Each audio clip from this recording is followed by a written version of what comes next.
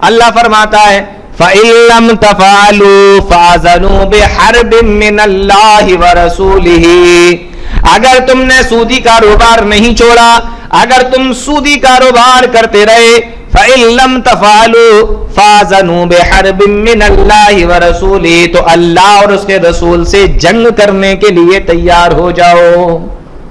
معلوم یہ ہوا کہ جو کاروبار سود کا کرتا ہے، جو سودی کاروبار کرتا ہے، جو بیاج کا پیسہ کھا رہا ہے، جو سودی کاروبار کر رہا ہے، وہ گویا کہ اللہ اور اس کے رسول سے جنگ کر رہا ہے۔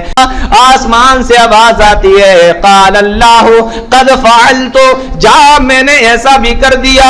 جب وہ کہتا ہے ربنا ولا تحملنا ما لا طاقت لنا بھی، یعنی آپ دعا کو مانگتے جا رہے ہیں، ہر جملے کے آخر میں آپ نے کہا واعف عنا، اللہ کہتا ہے جا ایسا ہی ہوگا۔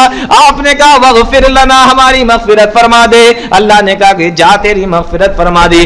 ہر جملے کے آخر میں مسلم کی روایت ہے، اللہ کے نبی صلی اللہ علیہ وسلم ارشاد فرماتے ہیں، اللہ کہتا ہے ہاں ایسا ہی ہوگا، ایسا ہی ہوگا، ایسا ہی ہوگا۔ اتنی پیاری دعا ہے فرمائی۔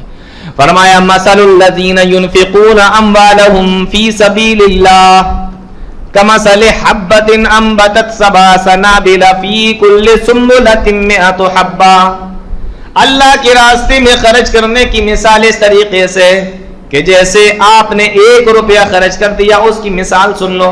کمثل حبۃ انبتت سبع سنابل، جیسے ایک دانہ ہوتا ہے جو زمین سے نکلتا ہے، اس دانے کے اندر 7 بالیاں نکلتی ہیں اور پھر ہر بالی کے اندر 100 دانے نکلتے ہیں، یعنی ایک دانے کے اندر 700 دانے نکل آتے ہیں۔ الحمدللہ رب العالمین والصلاة والسلام علی رسولہ الکریم وعلی آلہ وصحبہ اجمعین، اما بعد۔